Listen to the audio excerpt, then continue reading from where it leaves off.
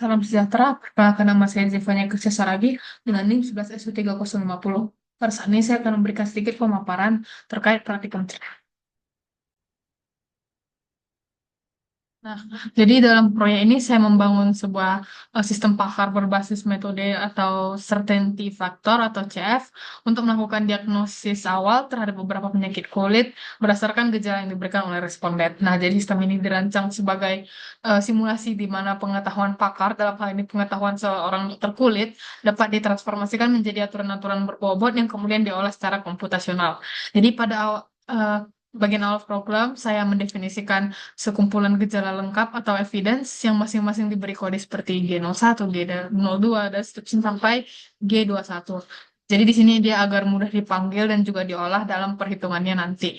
Jadi setiap gejala ini merepresentasikan kondisi nyata yang dapat dirasakan atau terlihat pada pasien, misalnya ruam kemerahan, luka gatal, kulit mengelupas, dan berbagai gejala-gejala lainnya. Jadi struktur awal ini penting karena dia menjadi landasan seluruh proses diferensi yang dilakukan oleh sistem. Setelah daftar gejala langkah eh, setelah kita mendefinisikan daftar-daftar gejalanya, jadi langkah berikutnya itu adalah untuk membangun basis pengetahuan berupa aturan aturan hubungan antara gejala dan penyakit. Nah, jadi di sini penyakitnya itu ada didefinisikan dari PNO1 sampai PNO7 yang ada berbagai dari dermatitis alergi hingga sampai juga biang keringat.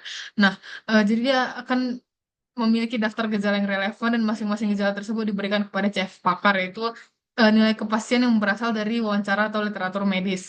Jadi nilai inilah yang akan menjadi representasi seberapa kuat suatu gejala dapat mendukung diagnosis tertentu menurut seorang ahli.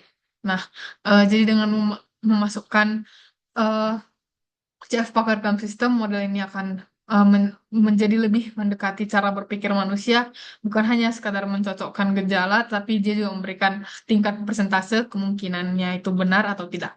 Nah, jadi selanjutnya sistem ini akan memproses data dari responden. Setiap responden akan memberi eh, setiap responden akan memberikan daftar gejala yang mereka alami dan masing-masing gejala akan diberi input certainty berupa tingkat keyakinan pengguna misalnya 0,8, 0,6. Jadi nilai ini akan menggambarkan seberapa yakin responden merasakan gejala tersebut. Jadi tahap kombinasi antara CF pakar dan CF responden dilakukan dengan rumus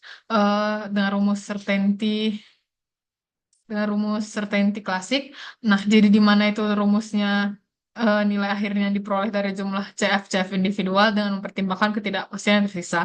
Jadi melalui proses ini sistem dapat menghasilkan tingkat keyakinan untuk setiap penyakit yang paling mungkin hingga yang paling rendah. Inilah inti cara kerja dari inference engine, itu menyaring banyak informasi menjadi satu diagnosis yang paling kuat. Jadi setelah melakukan perhitungan, sistemnya akan menampilkan secara ringkas diagnosis dalam format yang mudah dibaca. Misalnya untuk responden tertentu, sistem akan mencetak penyakit yang paling memungkinkan beserta persentase keyakinan yang kemudian ditampilkan pula gejala yang dipilih responden serta hasil diagnosis pakar. Jadi informasi ini akan berfungsi sebagai pembanding untuk evaluasi seberapa dekat sistem mendekati penilaian ahli. Pendekatan ini sangat berguna dalam konteks evaluasi performa sistem karena kita dapat melihat secara langsung apakah sistem pakar memberikan hasil selaras atau berbeda secara signifikan dari pakar manusia. Pada akhir kodenya terdapat penjelasan mendalam terkait beberapa penyakit tertentu di sini. Dia ada beberapa penjelasan mendalamnya.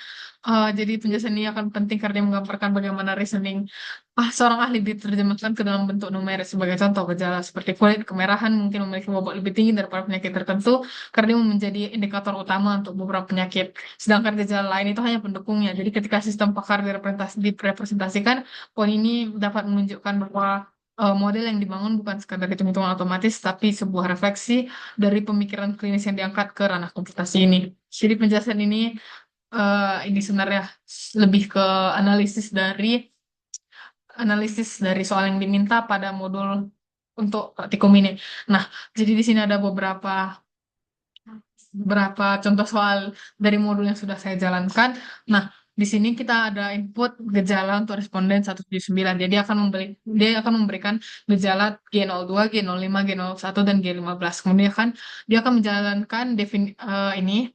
fungsi tadi, run inference, dia akan menjalankan mesin inferensi untuk menghitung CF setiap penyakit berdasarkan gejala yang dialami pasien. Nah, dari gejala yang sudah diambil itu dia akan dijalankan dan dia akan dibandingkan mana yang paling mungkin jadi hasil diagnosisnya yang paling mungkin di sini ada tinnya akurat dan dia juga akan diberikan persentase beberapa kemungkinan diagnosisnya itu benar atau salah. Jadi, nah itu eh, untuk yang responden 179. Kemudian di sini ada responden untuk 137. Berikut dia ada di G02, G05, G11, G01, G03, G06, G07 sampai G04 ini. Kemudian eh, tapi sebelum untuk kita merun inference-nya, di sini kita harus mendefinisikan kembali penyakitnya. Karena pada fungsi run inference ini eh, penyakit itu diubah menjadi string. Jadi ketika kalau misalnya kita run, dia hanya bisa memberi hasil ke satu saja. Jadi kita harus mendefinisikan ulang penyakitnya tadi supaya run inference bisa mengambil nilai dari penyakit ini. Karena si run inference dia nggak bisa ngambil nilai yang berupa string. Jadi dia harus kita ambil ulang lagi. Kita definisikan ulang lagi penyakitnya, maka ketika sudah dimasukkan ke fungsi run inference ini, dia akan mendapatkan hasil ini, hasil diagnosis untuk responden 137 baru akan diberikanlah kemungkinan-kemungkinannya. Dengan di sini yang paling tinggi herpes zoster dan yang paling rendah itu dermatitis alergi. Kemudian untuk yang input 144 dia ada G02, G01, G07, G09, G10, G0 sampai G13. Seperti yang tadi kita akan definisikan kembali penyakitnya karena kita tidak bisa mengambilnya dari yang sudah diubah menjadi string karena di sini dia jadi string untuk dipanggil. Kemudian ketika itu kita akan mengambil lagi kita run inference dan hasilnya dengan paling tinggi ada urtikaria, dengan yang paling rendah itu ada herpes zoster. Nah, di sini ada ringkasan diagnosis. Ini adalah untuk jawaban untuk untuk modul praktikumnya. Ini untuk yang modul soal yang terakhir.